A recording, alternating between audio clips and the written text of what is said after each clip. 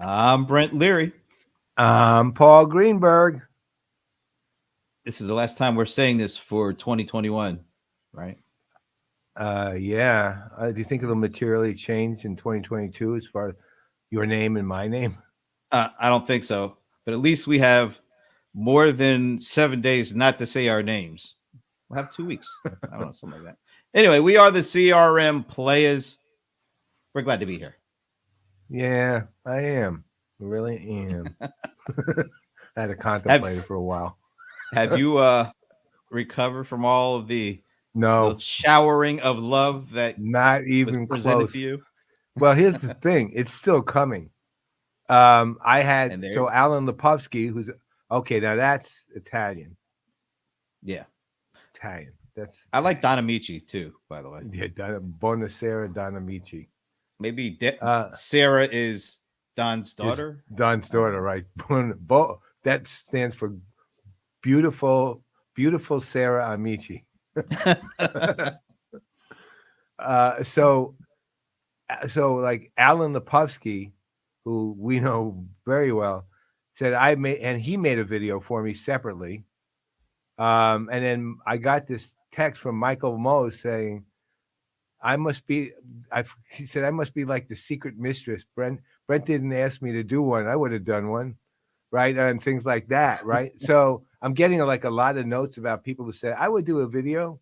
And Alan actually did one, which was an adorable video because his little daughter is in it and Um, really cute. And but go ahead. the issue is though, I mean, I don't know, I might be getting death threats or something. Why did you ask me? I've gotten people. I did you send it my way? Did it get in the spam folder?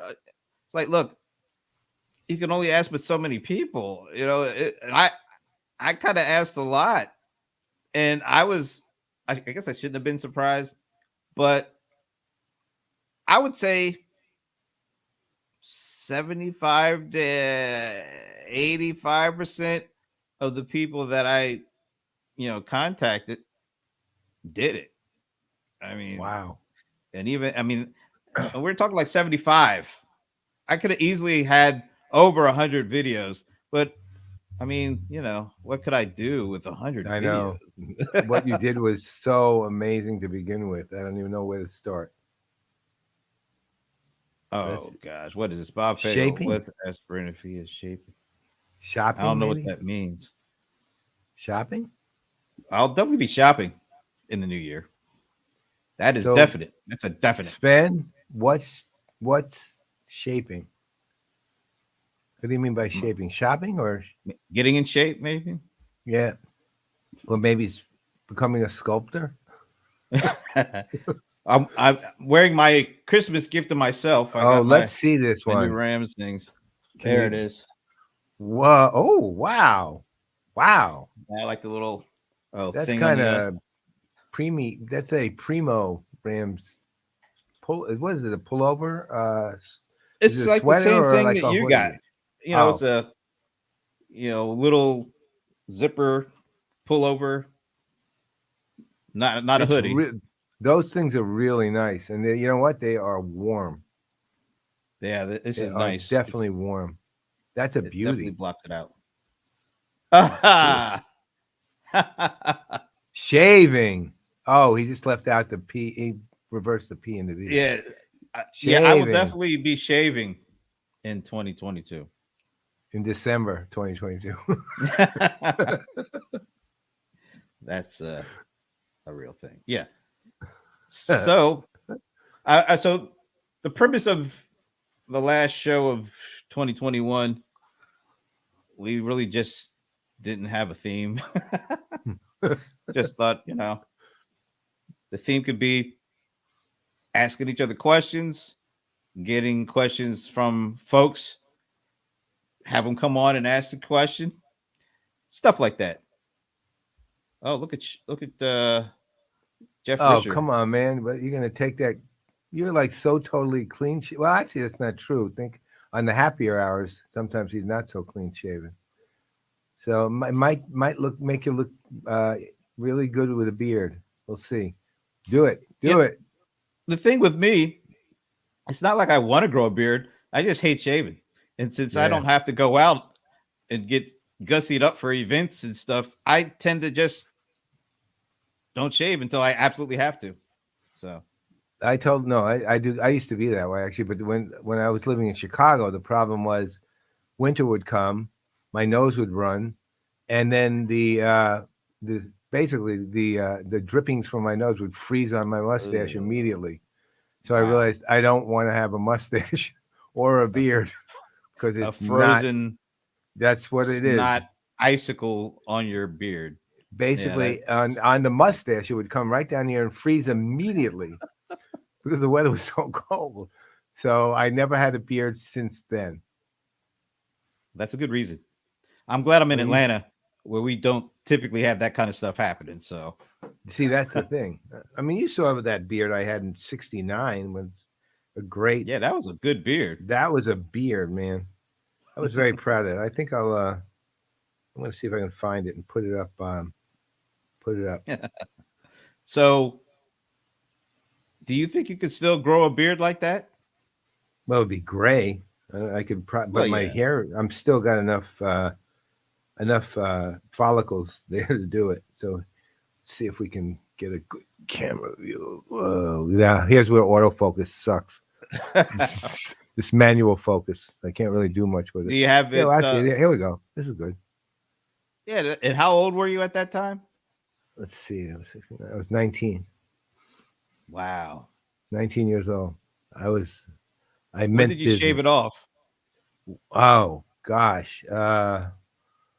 Probably the first time I shaved it without growing and didn't and grew it. Then I grew it back. I was probably 22. I trimmed it, but I never shaved it off. And then I let it grow back. And then by the time I was 29, 30, that was it. Freezing, Wow. frozen mustaches did not work. So that was the end of that. And even though we never get that kind of cold in here in Virginia, I just at this point would probably come out white. I'd look Wow. rather than that grim anarchist sort of look I had on the first beard. I'd look more like Santa Claus. That's not a bad look. Uh, Yeah. Not exactly the best. It's not exactly the dark brooder type that I wanted to portray. Well, yeah. That was what, 1969? Yeah, that was literally. I was sitting there waiting for the cops to come and arrest us because we had just seized the building, and about Wow. 20 minutes after that, they came and we No got pictures of arrested. that? No, we were too busy fighting with them at Okay, the so I time. do I have a question for you. All right. And it's just this is one that just kind of came up. So I was in my car listening to the sports radio folks down here, and they talk about just stupid stuff. But one of them was talking about a recent experience they had eating. I want to make sure I get this right. Um, bear brisket, something like that. Beef Like brisket. actual, no, not beef, A, bear. ah, And there's my answer. I mean, they were saying, they're always like adventurous eaters and they're up for trying anything at once. So somebody offered them bear meat and they said, all right, I'll give it a shot. And she liked it. Now, the other guys, they're like in horror. And I'm like those dudes. There's absolutely no way I'm eating, you know, Yeah, bear. I don't care if they no, say it tastes like chicken. I'll have the chicken, please. I'm that's not right. here for the bear Exactly. meat.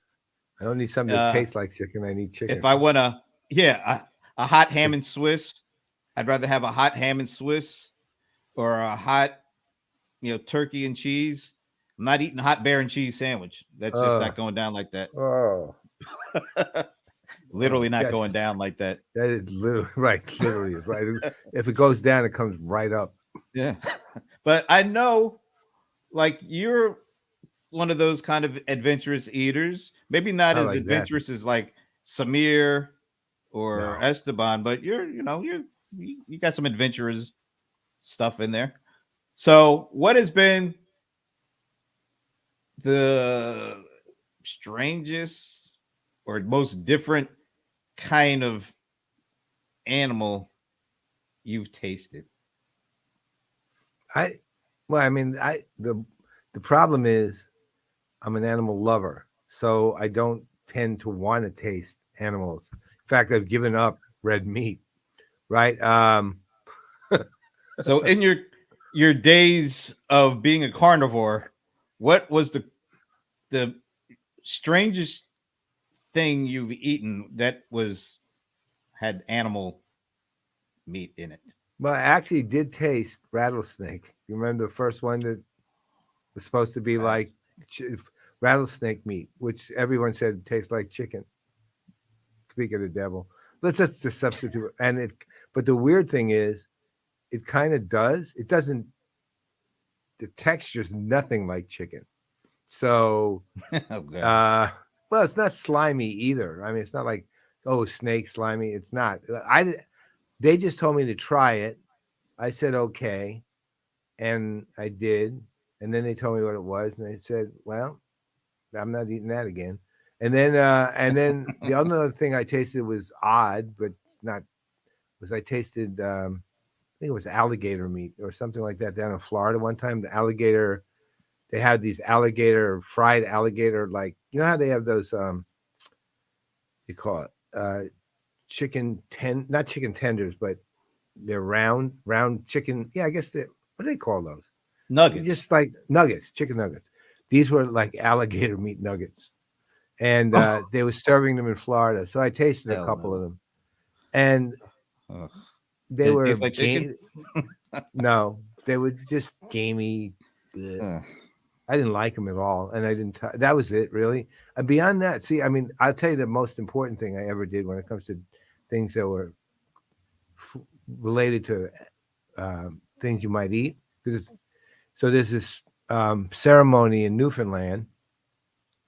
It's called Screeching In, and you become an honorary Newfoundlander if you do this. It's like a time-honored, long-term tradition. That's what it was. Fried gator bites. Fried That's what it was. gator bites. That's what it was.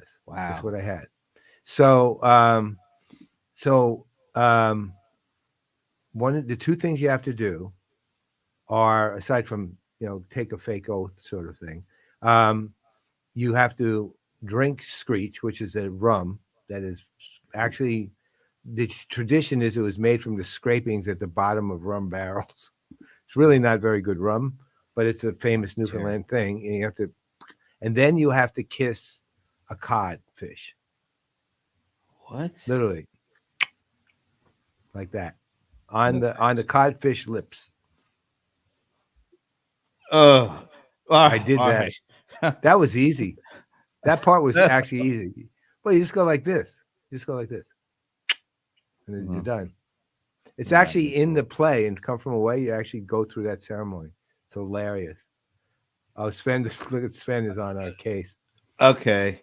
So Sven, do you want to come on and ask your question about CX? You want to join us? Let us know, and Just I'll let us shoot you the know. link.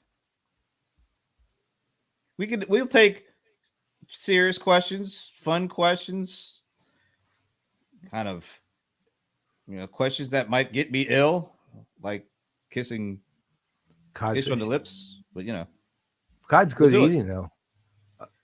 Hi, Thomas. Hey, Mr. Thomas. Thomas said he did have a question. He left a comment when we initially posted this. So We asked. Let's see Thomas, what let us Sven. know if you want to come on. First, we'll give Sven a chance, Right. and if he passes, we'll bring you on. Yeah, Sven, unless you pass, then Brent and I'll just pass out. yeah, we'll do a bypass. That's right. That's actually what. It's actually true. Oh, Thomas forgot. Okay. I don't see Sven. I mean, Come we could on, just add. Sven. Yeah, You're we'd rather putting us have you on. on with us. You're putting us on the spot here. You're saying, "Oh, I see you Yeah. don't like serious questions," and we're asking you to come on and ask it. He's not Uh, cam ready. All right. Sven, We'll, honestly, you do not need to get a haircut, shave. We don't care if you're in your robe, man. we'll just do the question. All right. When is CX taking over CRM and mindset? Right now, it is often just a buzzword. Well, CRM was just a buzzword too when we look at how it's used. You want to take a crack at that one? Yeah, I don't think that. Uh, I mean, as far as what people are interested in when it comes to dealing with customers, CX already has taken over from CRM as a mindset, but it hasn't taken away from CRM as a requirement. Um, so you know, it's look. I mean, how much discussion do you hear when it comes to um, how customer is feeling, what people want to do with the customer to make them feel like they're valued, all the things at least technically or not technically, but behaviorally that they would want a customer to do and how and feel. That's what people are concerned with. That's why customer centric has never been a word that's been purely or not purely associated really much at all with CRM per se, right? CRM's become the system. So as if you're talking about how people are thinking in business, whether they know what to do about it or not, CX is how they think already. It's I don't look. I'd rather they thought customer engagement and CX and CRM, but because you need all of them to make this all work. But if they're picking one, which is what most people do, CX already there. I mean, I don't even think it's a question anymore. That it's dominant. I mean, what do you think, Brent? I think it's easier for all different kinds of companies and all different kinds of technology companies to talk about CX and being a CX player than it is for them to try to be a CRM player. So that's why I think you're right. That's I think CX. I think is reaches a broader group of people that want to be CX players. Wow, we could start a whole new show. Call it the I CX was players. about to. By the way, I was already thinking about that. That's why they don't want to be CRM players. We know they're way. You and I are way too formidable for them.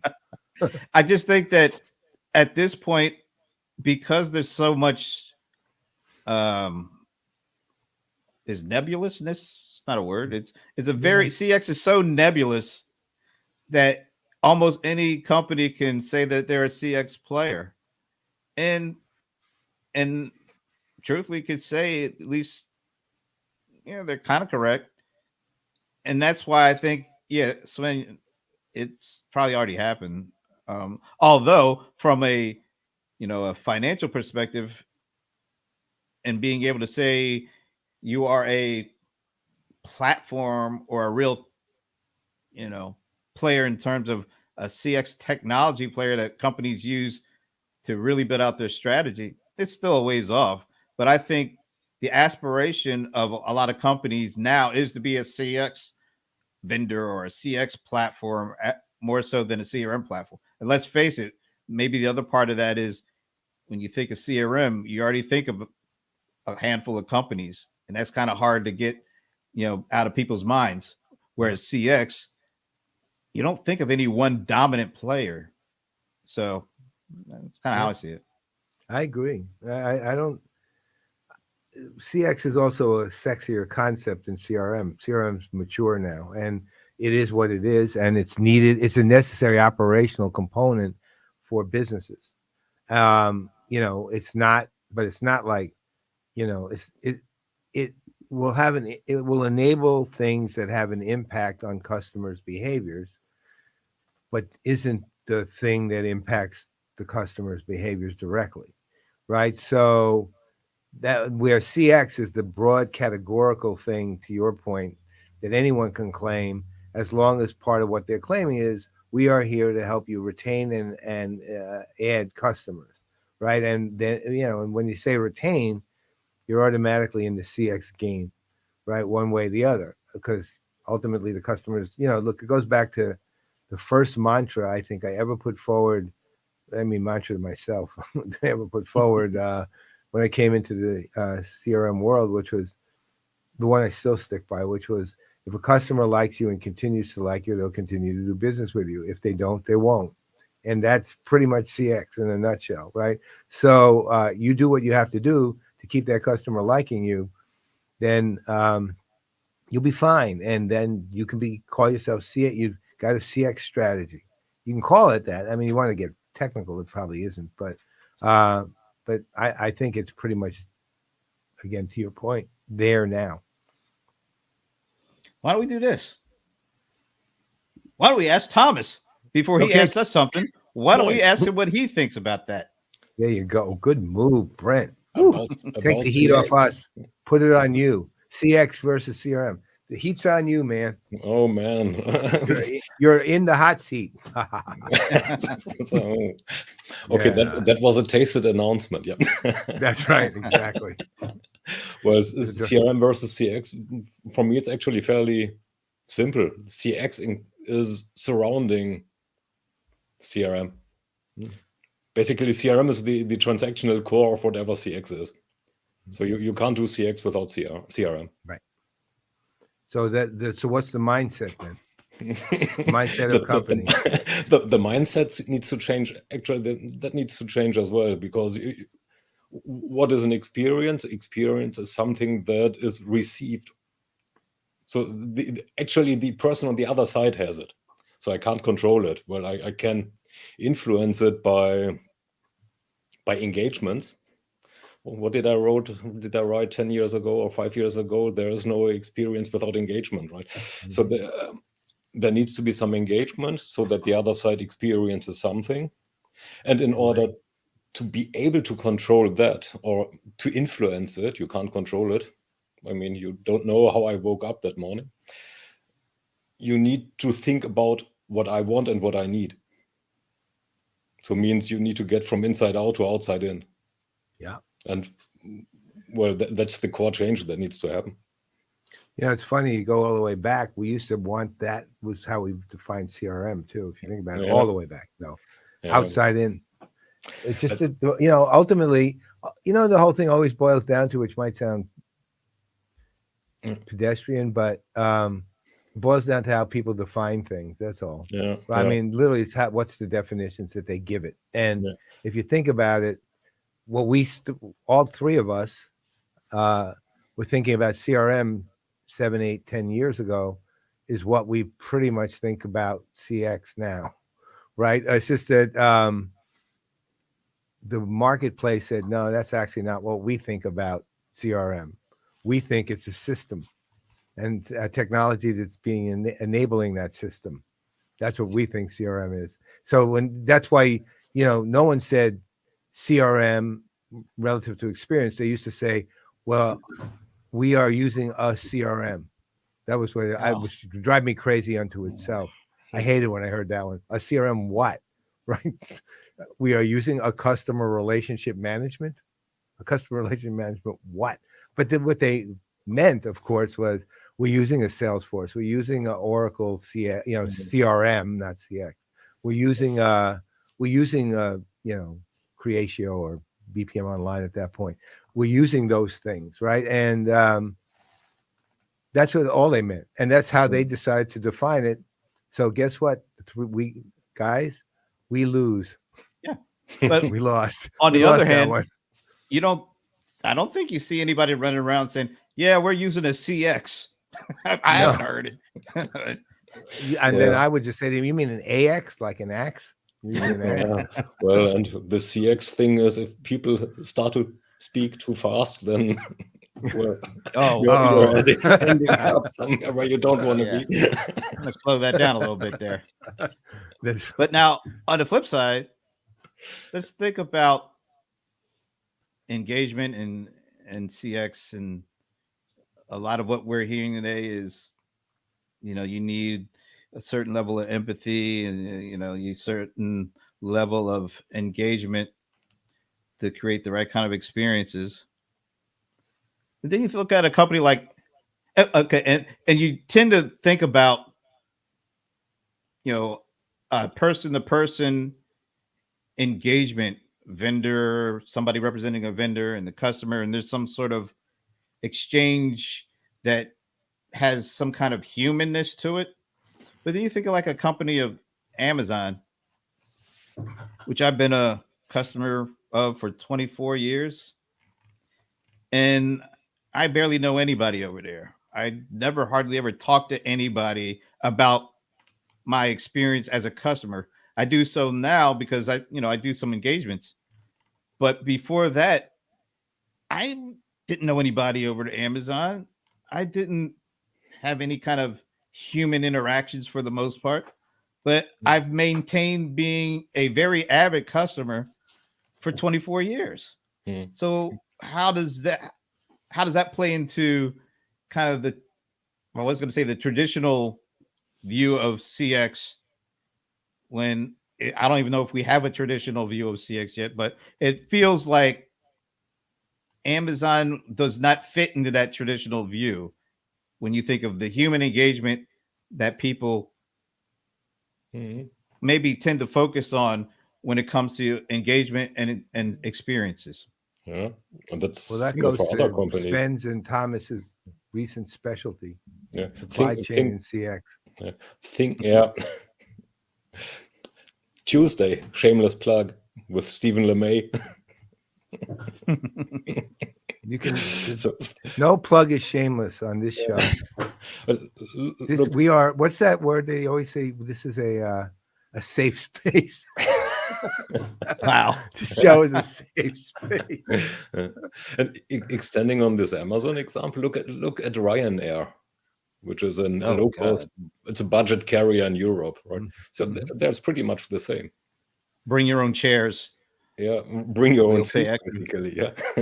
Well, Ryanair's always been uniquely interesting because, Yeah. first of all, the CEO he says exactly what he thinks at all times, and he doesn't hide anything. So, for example, I actually use him in my presentation. I use them as my presentations to explain the difference between customer centric and what I call customer engaged, meaning one is very strategic, the other one is somewhat tactical. Customer centric, somewhat tactical. And so here's the idea. So I think it was 2013, that Ryanair had this decline in revenue, and the board of Ryanair freaked out because with their model, you're not supposed to ever have a decline in revenue. I mean, basically, every penny is already saved by not giving something to somebody, right? So, they shouldn't have had that. So the board tells, what's his name, Michael? I'm blocking the CEO's name, but they told him to basically fix it. Ryan. So Michael Ryan, yeah. Ryan, no. Oh, so I something like I can't remember. For you'll some reason. find it. Yeah, it's in my. I have it in my presentation. I have a quote from him, which is awesome. So anyway, what happened is Leary. Michael. That's right, Michael Leary. Oh, Leary. That's right. How did you not know? He's your relative. He's your We uncle, kicked him bro. out of the family a while. So. That's right. When he came with a cardboard box to your house, right? So, so what happened? He institutes this program where he starts being much more friendly to customers. Like, I swear to God, this is the things that they were calling more friendly. You could bring a mobile device onto the plane. Then it wouldn't even allow that, by the way. You could do things like if you made a reservation, paid for the reservation, you would have 24 hours to change your mind. In the past, once you paid, that was it, and there was no turning back. And there was 4 or 5 things like that, and that program worked really well. It actually worked really well. I mean, and the program was largely responsible for the turnaround because people really liked what they saw, and it was seen that way. So Michael Leary says, he's actually made said this. He said, wow, well, if I had known being nice to customers would work so well, I would have done it much sooner. That's literally what he said. So, I mean, here's the thing. For those guys, it's just a tactic, right? Because the reality is, if the board said, get rid of that program, it would be gone, right? It's like 2 seconds. Said, well, our profit margin's down 0.5%. Get rid of that program. There's no DNA level commitment at Ryanair that to my grudging giving them some credit, they never hid their model. They never tried to say we were customer friendly. They just said we're cheap, right? And you can get where you want to go cheap, right? So, and they've And never some said folks were okay with that. That was an okay experience. Look, all the students I know in Europe take Ryanair, Yeah, right? Because they can. I mean, I remember once one of our friends, one of our I think it was Ava. No, it wasn't Ava. One of the Mirka, it might have been Alex Mirka, and might have been Drina? Ava. Well, I don't remember. No, it wasn't Alex. It was one of the other two. But they flew Ryanair to meet me in London. Two of them came to London so I could take them out to a great restaurant and just hang out with them. And one of them flew Ryanair, and it cost her like $20 to go from, I think, Germany to the UK, something like that. It was like this insanely low rate, right? It's so low. It's like, wow. And she said, well, it's almost the equivalent, though. When you get on the plane, you have to stand. But then the tube ride from the airport to downtown was probably more expensive. I know, 100 pounds. So, but that's it. So, but that's what I'm saying. There's a big difference in the thinking there, and they're not. So I think a lot of companies are still very, I'll say, at least limited and tactical in their thinking, not necessarily in their what they want to be. But overall, that leads to the question: what CX really is, right? Do they offer an experience? What is customer experience at Ryanair? This was 3 years ago, probably was quite a good and in-depth discussion that made it through some sides. It's a big question. Yeah. I have very firm definitions of what I think it is, and there's only two. One of them is aligned with Joe Pine's stuff, which I still firmly believe in. And his I don't know how they call it the experience economy, but beyond that, what he says is absolutely true, which is he calls them modular, but basically to me they're created and monetizable experiences like a Disney or a American Girl store. That's one level, but those are kind of objects in a certain way. They're basically the equivalent of a product or a service, right? And then you have the customer's actual experience, which is, I have a very one sentence definition: how a customer feels about a company over time. And that's it. Yeah, but that to some extent depends on what you expect. Of course, but that's where engagement comes too. Similar to what he says, you get exactly what you pay for, right? Well, no, that's true. You're absolutely true. It's expectations. It's the company. It's basically ultimately the company's job, if they're gonna leave you with a feeling of, I want to come back and keep working with this company, is how they make you feel valued. That's it. It's not, not discounts. It's not any of that. It's do they make you feel valued? And that depends on how much they show that they know you and can tailor things to present to you that are important to you in some way, and then give you choices that you control. Do they need to know me much in that type of model? Nobody really knows. None of the personalization doesn't really know anybody. Right? Clearly. But for them, only one criterion that I am interested in matters actually, right? Which is the flight must be dead cheap. Yeah. Oh yeah, for Ryanair, yeah. No, Ryanair doesn't need to know anything about you because basically you just get on and go and get off. Those are meant so it's basically the only thing that matters to me. Bless you. Thank you. The only thing that matters to me is getting cheap from A to B. when I take Ryanair. Right, exactly, and that's Or but just getting there. yeah, I agree with. Look, Ryanair's model is it works. I mean, Yeah. it's not. It doesn't. Look, there's a number of companies out there that are not actually custom. Look, Apple has never been actually customer centric. They're sales volume centric, right? How much they sell per square foot at a store is one of their most important metrics, right? So, and they've never been particularly. They basically have the Field of Dreams line. Build it and they will come, and they're right. And they do. Yeah, that's exactly right. Unfortunately, apparently Sven's MacBook Pro got crashed by StreamYard, so he might want. Wow, Charlie must be around somewhere. That's. I shouldn't have gone for a new one. An old 2019 one still does the job fairly well, pretty well. An old one, 2019. Well, early 2019. There's a perfect example of, again, they just build. They build a MacBook Pro. They call the chip M1 Max, and they make the chip great. And all they have to do is they don't. I doubt they queried a single person in terms of deciding how they were going to make that chip. They just said, "We'll make this chip, and everyone will buy it." And Brent and I can attest to the truth of that. Yeah, I still got my government fighting me. Unreal. But then, what I read a while ago about the M1 Max, so nobody needs that much power, or nearly nobody. So except for that's Brent exactly why everybody wants it. Yeah, right. So that's I crave it too.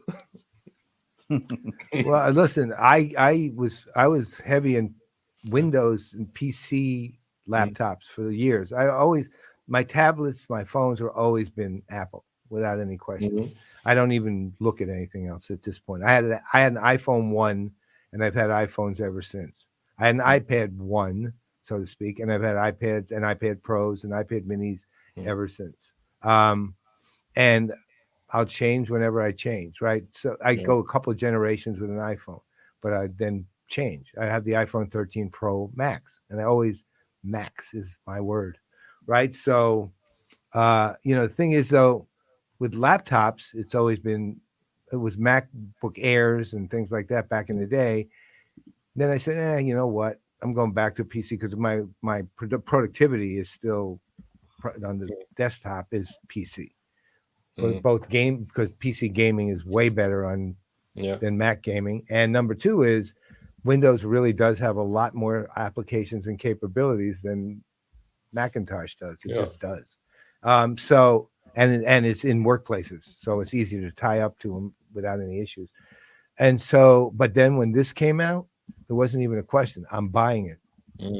I'm buying it because of the video editing tools work really well on it and things like that. And the things I now need to know. But it was, I think Brent and I we put in the order the day it was released, right? Yep. Yeah, Brent put in an order. He put in slightly more RAM than I had. I just ordered a basic model, and I had it in 2 days.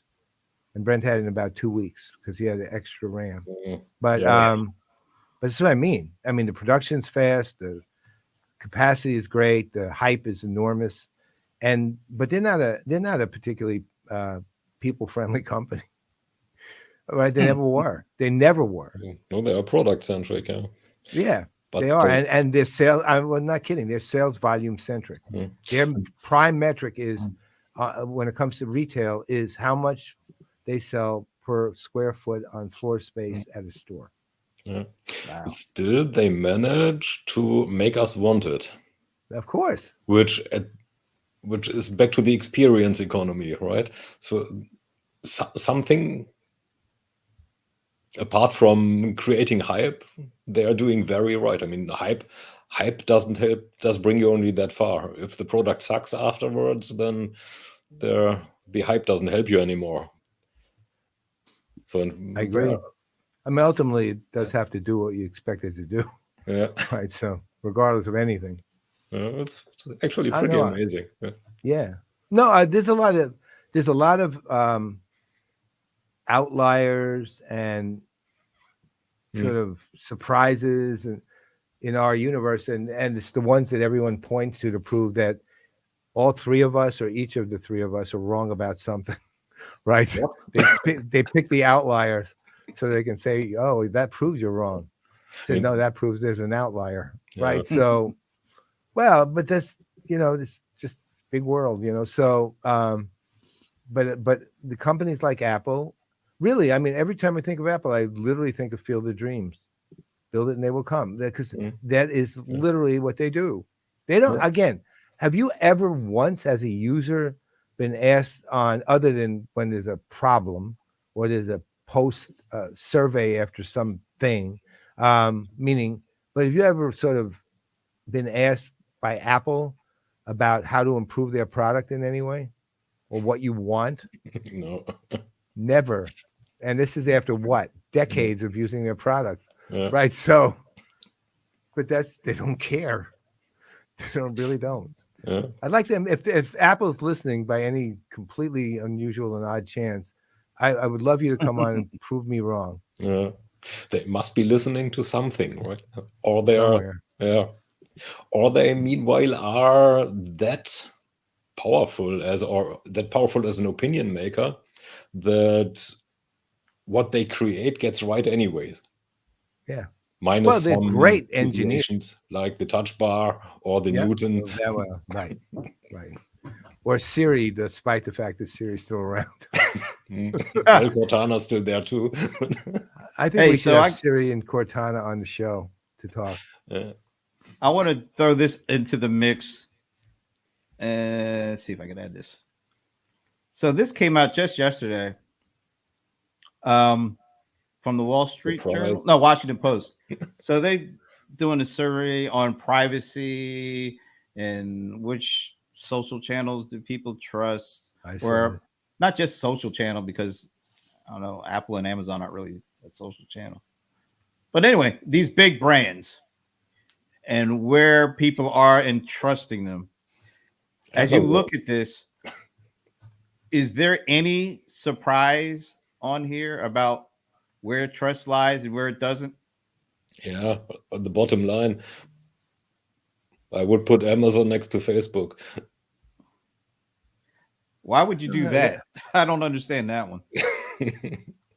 That's not a serious question, right? I mean, you're watching Amazon. You should know. But Facebook, you would put Facebook and then Amazon right after Facebook? Wow. Okay. Nah, I don't think I would. People trust Amazon to do what they purport to do, I think. So on the one hand, and that kind of, I mean, the one thing that's tricky about this survey is there's so many other things that overlap into handling personal data the way people think. Meaning, like, for example, I'm astounded that Google actually is 50-50 on this one, basically.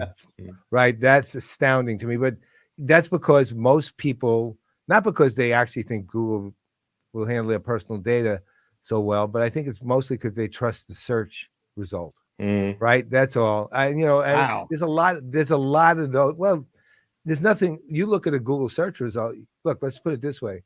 Where's the first place you go to do a search? Right? Google, if it's right? a product, most people now go to Amazon directly to do a product search. You see, it's different there. That's why I would keep Amazon kind of where it is, really. But I'm a little surprised at Apple, but not terribly, because fanboys and fangirls are fanboys and fangirls, right? And so Microsoft doesn't surprise me either, because despite the fact that their fanboys and fangirls are a little less vocal, they have a lot of them, right? And they're in the business world, and they're trusted in the business world, really. The only one that truly surprises me here is Google, I think. I would have made them a lot less trustworthy. See what Jeff has to say about that. Right, Yeah. Fair enough. The other one that surprised me is that 32% have no opinion on WhatsApp, which means that 30% probably don't even know what WhatsApp is. Right, exactly. I'm surprised it didn't take long for the distrust of TikTok to kick in, because that's like probably the last social channel to go big on this list, at least. and they've already gone big in lack of trust.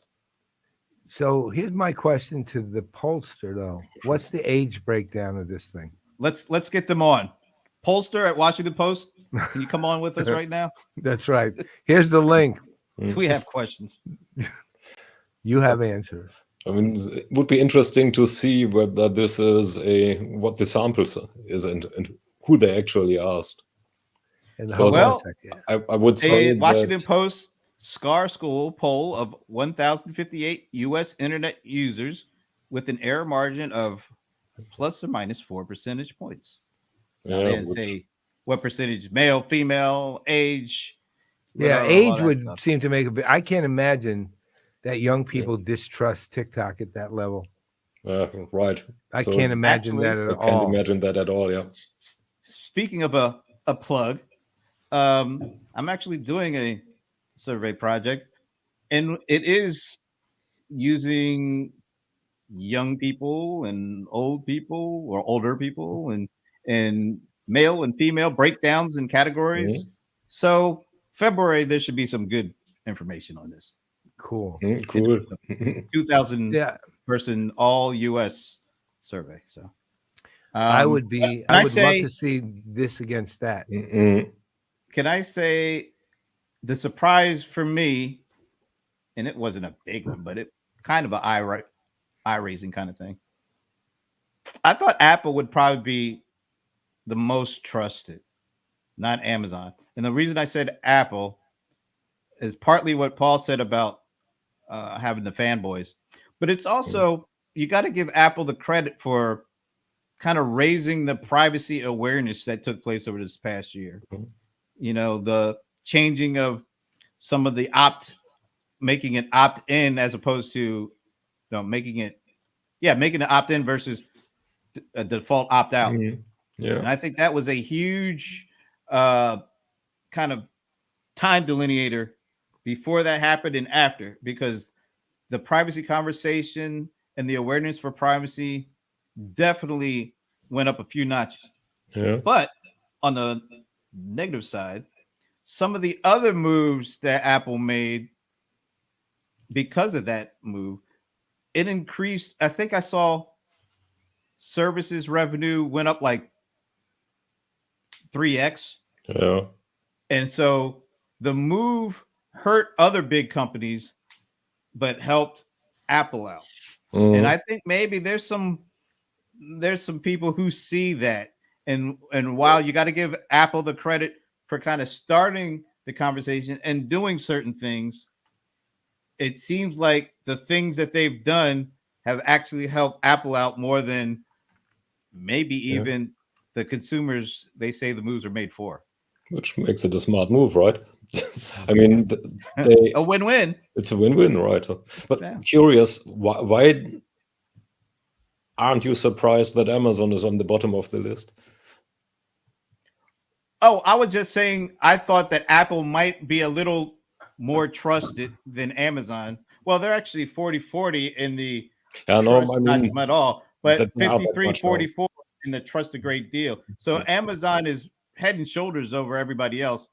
I just thought Apple would be maybe a little closer or even ahead because of what they did in starting this privacy conversation with that iOS 14.5 update.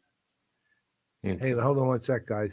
So we got about 10 minutes. Hey, Jeff, if you want to come on the show for the last 10 minutes, just put something in the comments and then Brent will shoot you the link. Yep. We'll see what he does. Hopefully you are not running a crashing MacBook. Well, we can. Hey, Brent, we should try. Don't be blaming me. What we should do is we should actually do it on the MacBook, since we have the M1 Max, and prove why we bought it. It won't crash. Well, I'm running StreamYard on my M1 Mac. There you go. There it is. And what you're seeing, this slide, that's running on my M1 Mac Mini. So, proof positive. Sorry, Sven. My Mac Mini is a 2011. and now, who is saying, "Am I late?" Is that Bob? Yeah. Yep. All right, Bob. If you're here, we'll let you come on. We'll take whatever thought or question you have. If you are here, let us know. And if you are, I will shoot you the link. And that'll be the only time that we will let Bob on. Yeah, they have their. But then again, we will be seeing Bob and others on a Thomas among them on a show. We think next year, so he will have his opportunity. Another hint to 2022. There's two now. Creating the hype. That's right. We're doing it in a very low key way. Yeah. Right. Loki. Start the curiosity. The Loki. Is he way, going to right? have a show? Tom. Show, another What's his name? Tom Huddleston. Huddleston. Yeah. Yeah, Tom Huddleston. We're doing it in a low key way. Okay. I don't see anything from Jeff or Bob. So okay. You had your shot, guys. Sven, I know you tried. Which keep crashing your MacBook though. It could have been a container. Crashing his MacBook. Not a container. A container. A container. It could have been a container. I like that one better, actually. There's got to be something we could do with that line. There's got to be something we could do with that line. Marlon Brando is rolling over in his grave right now. I could have been a container. We got to do something with that. Oh my God, that is fantastic. Okay, Sven crashes. You have terrible upload speed. And wait a minute. Wait a minute. There's got to be something we can do with that line. There he is. He made it. Woo-hoo. How'd you uncrash it? Over in his grave right now. And you might want to mute the other tab. Hey, Sven, mute the other. Yeah, we can got a hear little us bit of a delay. 10 minutes ago. It's a 10-minute lag. I hope it said contender on the lag instead of container. No, that's right. Be cool. It'll be like could have been a container, and then we just hear a voiceover of you going contender. Contender. Like Saturday Night Live and Paul Rudd. So LinkedIn is shortening. If you click on the image link, it's a base URL, not a deep link. And then tried different things, and I didn't know the entire deep link above because it's on my small MacBook here. Yeah. All right. You can apologize, Mal, since you blame me for crashing your MacBook. Let's blame StreamYard. I thought about your crashing StreamYard. It allows only 3 MacBooks. That's right. The StreamYard has a 3 MacBook limit. All right, Sven. Funny, actually. So let's get your take device on detection. Let me put this up because we want to know what you think about this new survey from the Washington Post that is surveying the amount of trust people have in all these different companies. I missed the entire discussion. That's good. Means you're coming unbiased. Yeah, because we want to know what you think. I don't know. I know you love Amazon. Are you surprised that Amazon is the most trusted out of this lot?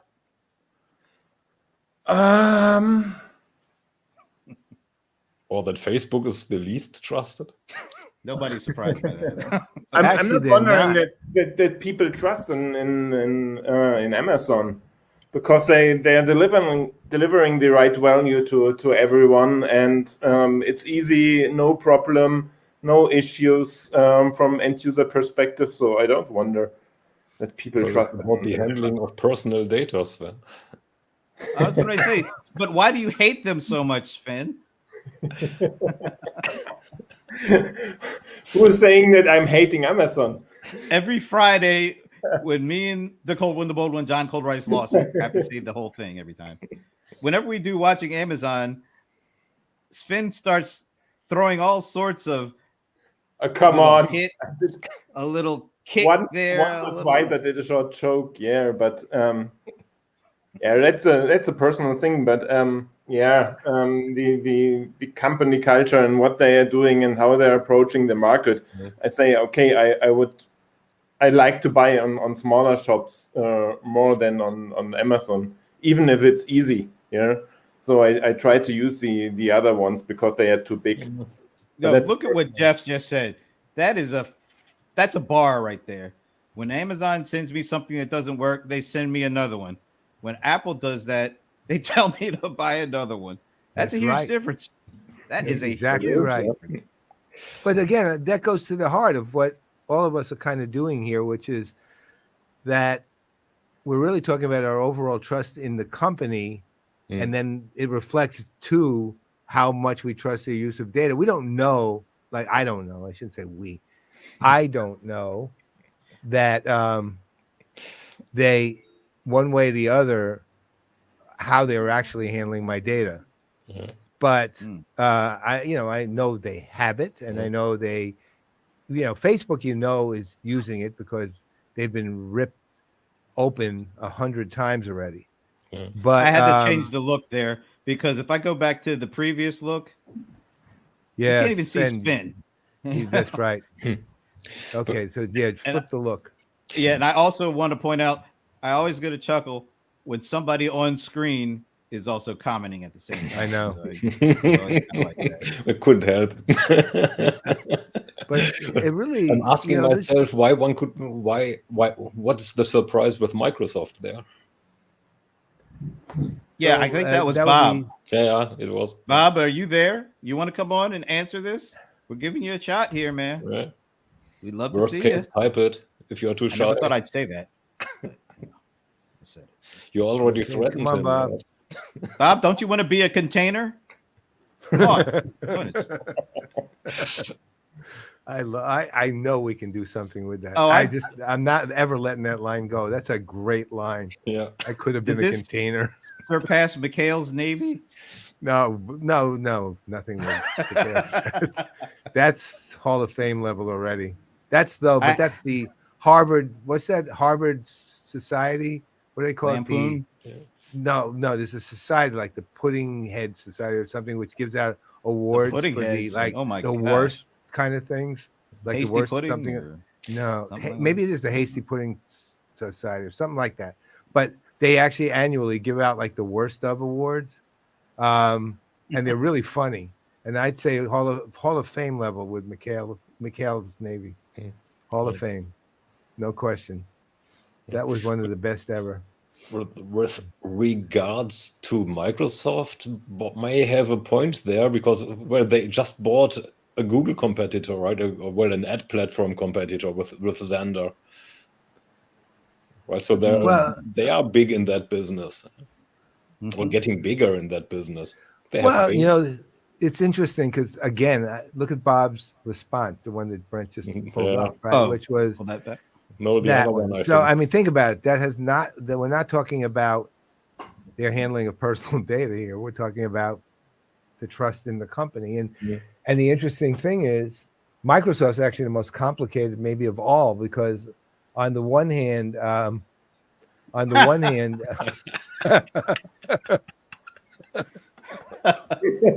Very nice. Very nicely done.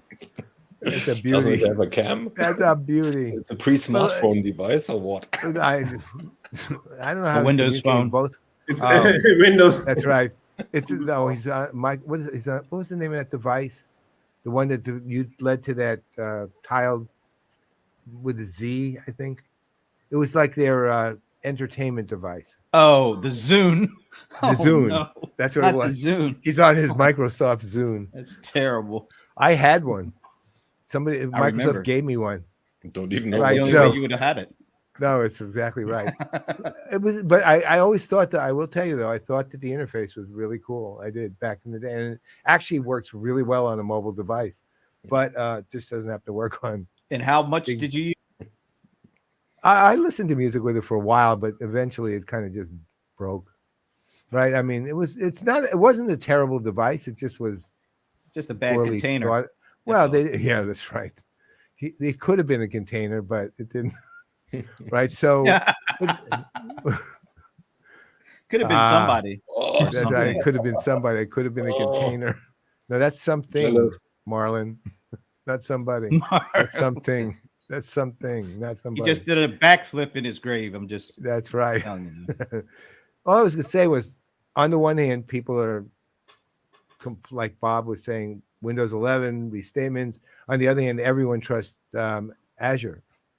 Everyone completely trusts Azure when it comes to privacy and business. It's the most it's literally every survey you've ever seen says the most trusted business cloud infrastructure provider is platform is Azure, without a doubt. Yeah. It kills AWS. But on the consumers survey. don't even know what Azure I know, is. but I'm so, saying all in all, it's a combination of things. If this is a survey of enterprise folks, I'm sure Microsoft would be number one.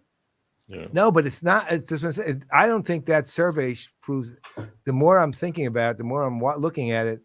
There's so little substance to that survey. It's ridiculous, really. Because think about it. We don't know the age groups. We're obviously everyone is thinking about it from the standpoint of their trust in the company, not just how they handle personal data, right? They're just assuming if they trust the company, they'll trust their use of data. It's pretty much how that thing comes across. I don't how many of the things we've said or the discussions going on the comment side are about the data. It's about everything else, but to be fair, the question does say, how much do you trust each of the following companies or services to responsibly handle your personal information and data on your internet activity? Right. But again, it's not really about all that other stuff. Yeah. But the other stuff just comes into how people are determining their decision, I think. Don't want to be a party pooper, but I need to drop out. So. What? Yeah, he's leaving the container. Yeah, I need to enter another container. He can't contain himself, so he's gotta go. That too, yeah. Well, thank you for joining us, sir. It was Thanks awesome. for having me. Seasonal greetings, and I'm sure we'll touch base soon. We will see you shortly after the new year, or maybe before. Latest. At the latest. Yeah. Bye. Yeah, Bye, Thomas. Going to be empty. Sven, what was Where that did you Sven just put go? up? I don't know, but then this phrase flashed across the screen. Said, yeah, it's my battery which is killing me now. Oh. All right, Sven, we're going to let you go because we're at the top of the hour anyway. Yeah. But thanks for... Aku is der Schaffit. Yeah, thanks for dropping in. It was a pleasure, sir, and I'm glad you got on. Oh, hey, Ray is there. Hey, Ray. Sorry, you know we're about ending the show. Everybody loves Ray. Did you know I know. Oh, wow. Ray, how do you feel? What do you feel about containers? Ray, let us know. All right. Wow. I didn't even see it. Bob is going off here. Lies, damn lies. Statistics are all the same. All the same. Wow. I agree. Hey, Ray. Ray. Yeah, it's like, So Sven, you're there, right? Yes. Okay, you're just like the voice, the voiceless. It does look a little odd.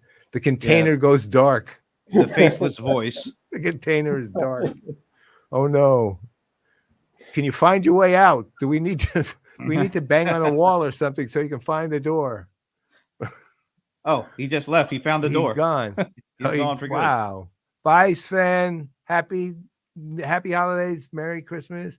Happy New Year. Of course, we'll talk before. I'll be texting you something today. Bye. By the way, Sven put up a very nice post this morning, and you were definitely referenced in that. I don't know if you saw that. No. I think I got a notification, but I hadn't looked yet. He's actually right. In Germany, it's 10 o'clock now. He shut the lid on the container. That's it. I could have been a container. I could have been somebody. I could have been something. I could have been a container. I'm not going to live that one down. No, that one's a good one. We can do something with that. The other one was, let's say.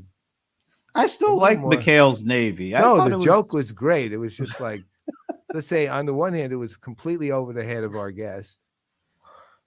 over the age of our guests, more like it. Age, definitely. Well, also the likelihood of them actually seeing a show like that, even in rerun, is not high. Merry Christmas and Happy New Year, Mr. Fagel. Mr. Fagel, but not Fagin. No, not Fagin. That's an Oliver Twist reference. Although Belichick, he'd make a good Fagin. Mm-hmm. All right. Especially if he's wearing that rat hole hoodie thing he wears. That was a riot. Well, I wonder, he's probably waiting to rat hole a little more so he can sell it at auction to a lunatic Patriots fan.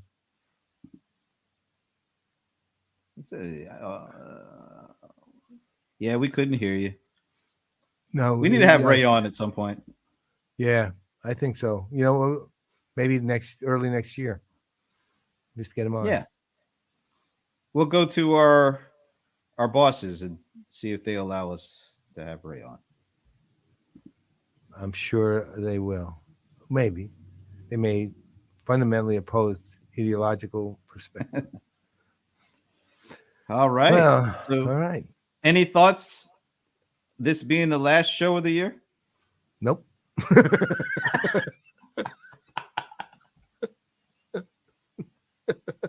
Okay. And on that note, I really don't. it was actually 2021 was the first full year that we did this pretty much every week. I think we only missed like 2 weeks or something. Yeah. Very little. Pretty amazing.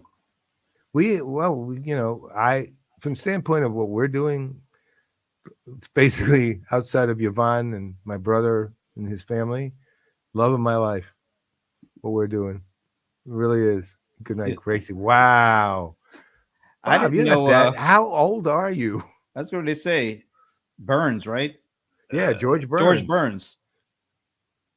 Wow. Oh, I knew that. What a reference. He was. I used to watch the Burns and Allen show. Really? Good night, Wow. George. Good night, Gracie. What was that in the 50s? Yeah, late 50s. Wow. Yep. And George Burns would stand there with a cigar in his mouth, and Gracie would make like she was ditzy, but of course was not at all ditzy. Was like a genius. Yeah, Sven, it's mutual, believe me. absolutely. Entirely mutual. We enjoy it when you're the first person to make a comment every week. We kind of count on it, really. Yeah. We do. Which is a great burden on you for the next 100 years of your life. That's right. All right. It was a great year for the show. We had a lot of good shows, a lot of good guests. Executive roundtables were great. Matter of fact, I think what I'm going to do, it might be a little difficult, but I think I'm going to try to at least, is try to cull out some little nuggets, some little clips of some of the best shows A highlight reel in 2021. A highlight reel. Hey, Donnie. Hi, Donnie. Same. Thanks for just being around. We just love having you all the time. But you're a good man, and He's a very member smart of one too. The Happier Hour gang. Happier Hour. I've got a new name for it next year. Slightly. Oh, really? The Happiest It's called. It's no, because that would signify a final happier hour, right? So I actually thought about that. So it's the even more joyous hour. Wow. EMJH, which also stands for East Meadow Jets. The Container right, Crew. We could call the Happy Hour guys the Container Crew. I like the Container Crew. Actually, that's a good one. Right back. I will say, look, I mean, this is like one of the loves of my life, is doing this every week with you. It's amazing. And, and what, not only, well, what I think he was a person, that's like, let's say that's unchartable. It's so up high. But also this year, I think from the standpoint, I would say, at least from my standpoint, I'm presuming yours. I I've learned a lot about how to do this too, which is not so simple. There's a lot of work that goes into it. And the work you've done is, since you do the heavy lifting really for the show, is phenomenal, really. I mean, there's a lot with the clips you cut. Because the other thing you have, which is really interesting, it's not just that you know how to do the video editing, but you have a really good eye for the right clips, if you know what I mean. You really do. You like, if I'm looking at a hour show, let's say, and we need 6 minutes of clips, you will pick the full 6 minutes, and it'll be the right 3 2-minute clips. And then your editing job on it makes it seem like, you know, it's got to be, it begins and it ends exactly when it should, right? Which is phenomenal to me. But also just learning about all this stuff since last year, and especially this year, although I do blame you for sending me down the rabbit hole, right, with that A10 Mini. When you gave me that, that was it, right? So went straight down. Now, as I said, I've graduated from rabbit hole to sinkhole. Right. So my all the money I've earned over the last several years is dissipating quickly. Right. So that's why that's the real reason I'm working another year, to be able to afford more to pay containers. Right. Lots more.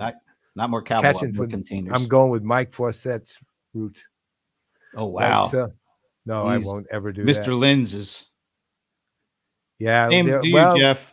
Absolutely. Absolutely. So Jeff, so you know, we're already set up for the whole year next year with the Even More Joyous Hour. CRM Playaz Even More Joyous Hour. It's all set. The registration links are available. It's different than this year, so everyone. So didn't you bump up the count too? Yeah, I did. Actually, you know what? I don't even remember putting in a count. No, I think when I was setting it up, I probably need to go back and do that. Thank you. So the normal count we had was 15 plus waiting list. So we're bumping it up to 20 plus waiting list, but 20 will be the number we're going to try to extend to, not more than that. Occasionally we will because of the waiting list, but not always. So that we have that, but you think we should make drop some preliminary hints about what we're planning, or what? Why not? All right. What do you want to give them the name? What do you want to? How much you want to tell them? You can do it. All right. So just quickly, there'll be a much bigger announcement on this in January, but we took a look at all the things we're doing. We have, let's say, added a whole set of new shows, and next year you will see the launch of what we're calling the Playaz Productions Network, PPN, which is an influencer-focused digital broadcasting network. And it really is a digital broadcasting network, not a live streaming service. We're not trying to be, let's see, Salesforce supposedly is the Netflix of business. We're not trying to be the Amazon Prime of business or the Hulu of business. We're probably going for Peacock of business. Wow. Right, so we're establishing an actual network. There'll be at least 4 new actual shows launched with this network. We'll also be a podcast launched. We will be consolidating a lot of the shows that we already do independently of this under the network. And of course, the Playaz will be a big part of the network. Lots of changes, really interesting, whole set of variety. We have plans for the first half of the year. We have plans if the first half goes well for the second half of the year. We even have plans somewhat into 2023. As you guys know, from my standpoint, next year, I will be still doing engagements with my advisory clients and speaking at conferences, all that. But PPN will become even more of a part of than it is now for me. And now it's, again, I said, love of my life. But 2023, it's all I'll be doing when it comes to our industry. I won't be doing those engagements. I won't be doing those speeches at conferences unless it happens to be a PPN episode that we're going to be doing. But that's what I'll be doing. Well, it'll still be a Playaz episode. It won't be a PPN episode. The other thing that's fascinating, there's nothing there, so don't go looking. Somehow it turns out that the suffix network actually exists as a suffix. It's not .net extended, it's network. And Brent got Playaz Productions .network, which is astounding. So we literally have our name with a suffix that we can use, and that will be the URL for the website. We have plans on that. We have plans, lots of other plans. We're not going to tell you what the 4 independent shows are. There's some who's in that one, and there's a couple of whats in that one too. And we're not going to tell you any more about the podcast, or about the newsletter. But there's a lot of things coming next year. And I'm going to shave. Well, that's actually the first. In January, with the press release, it will be announced that Brent's shaving. But he'll actually launch his shave in February. Yeah, the Brent Shaving Club. That's right. We'll have plenty of He's got containers. to deal with Harry's. Yeah, that and my new fleet of Bear burger joints. For 2022. I can't believe people are out there eating Bear. Oh, boy. That's people who are bare minimum surviving. No. Yuck, And yuck, on yuck. that note, folks, oh boy, who said that? Say it ain't so. That was Bob. Yeah, but I'm not sure what he's saying. No, saying ain't so about PPN. I'm hoping it's for the Bear burgers. That's what I'm hoping too. Really But hoping. he really means PPN. He said, "I can't believe you guys are really trying to extend this thing. Are you crazy? Yeah, stop. While you're Stop. behind, Enough. way behind. We're trying to hold you in check, but it seems to be impossible." All right, folks. Happy holidays, Merry Christmas, Happy New Year. We will see you in 2022. And on that note, I'm Brent Leary. I'm Paul Greenberg. She's Minnie. And we are done for now. Have a great New Year.